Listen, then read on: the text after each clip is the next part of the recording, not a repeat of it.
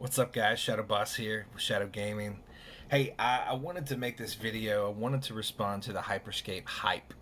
Um, no pun intended, maybe a little, but I don't like it. It's there's a lot of reasons why. Um, at the time of this recording, I played. I've played. It's been out for a little while now, maybe a week or so, a little longer, I think. And the videos that I mean, if you go and look at some of the streams, I got one, maybe two, three kills if I'm lucky. I wasn't doing well. And a lot of the issues that I have with the game are really based in the fact that I don't think that it's a very balanced game. I don't think it's balanced at all. And the truth of the matter is, it is a difficult game, and if you're someone who has a particular playing style, you might actually do really well with this game. And I'll get into that in a little bit. But I want to go through some of the gameplay that I've done and some of the experiences that I had that may kind of help illustrate why I'm not a fan of the game.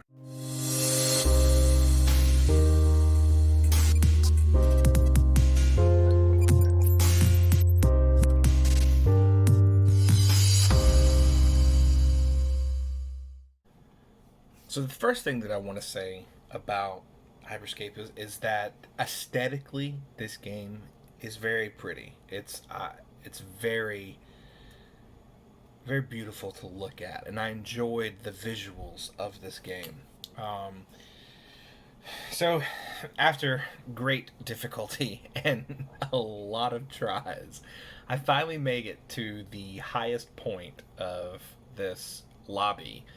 This is the loading screen. This is where you start out when they're loading all the players into the cube before you actually load and drop into the map.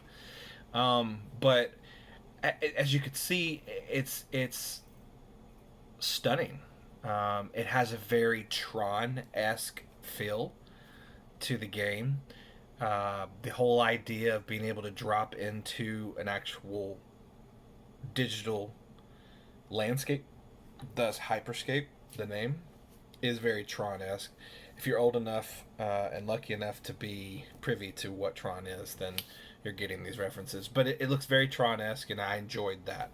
The map itself, when you look at it from the top down, it's like Fortnite married Warzone, and they had a baby together.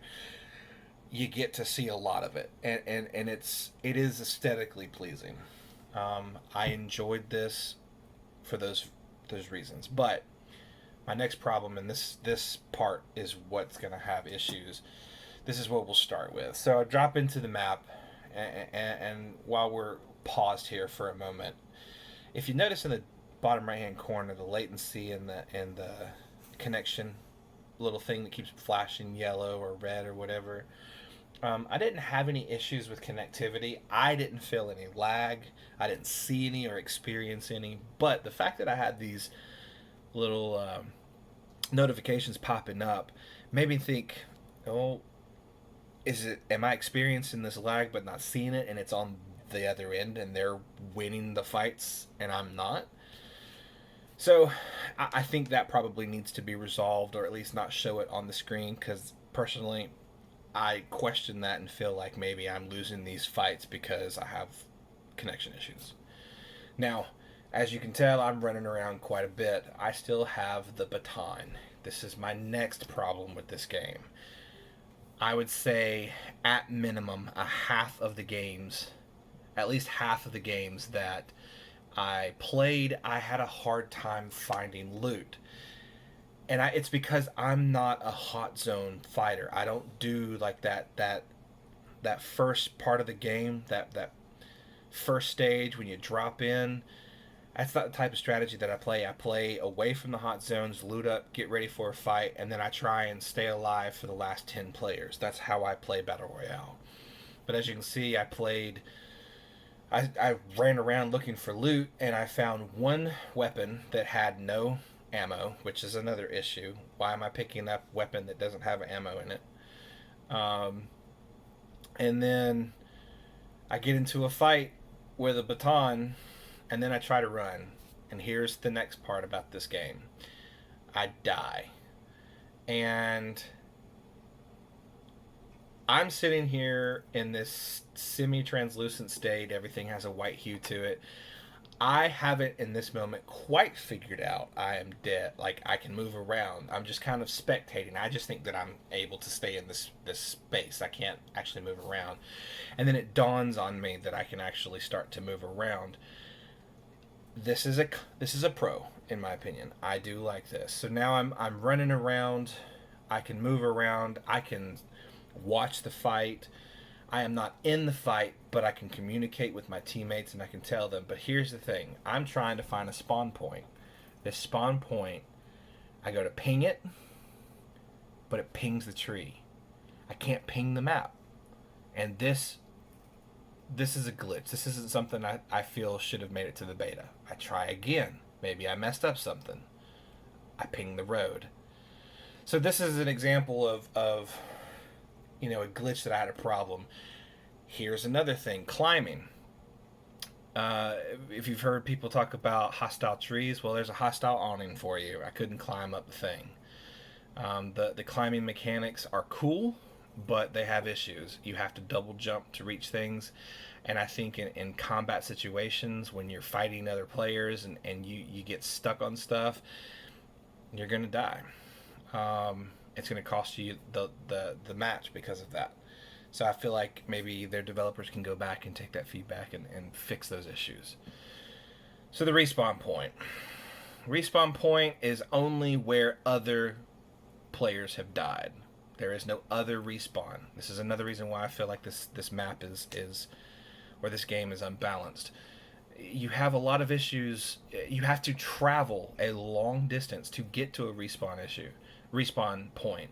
And then, as you can see, there are other players that need to respawn that. So if my team is trying to respawn me, and then another team shows up, now we have another fight, and now it's a potential 1-on-2, or a situation where you don't actually get to fight. So yeah, that's basically how I feel about the game. I could go into a lot more, and I have several more examples. The one thing that I will mention, I kind of want to touch back on the strategy aspect of this. I'm a long game player. I don't shoot for kills. I want to get victories.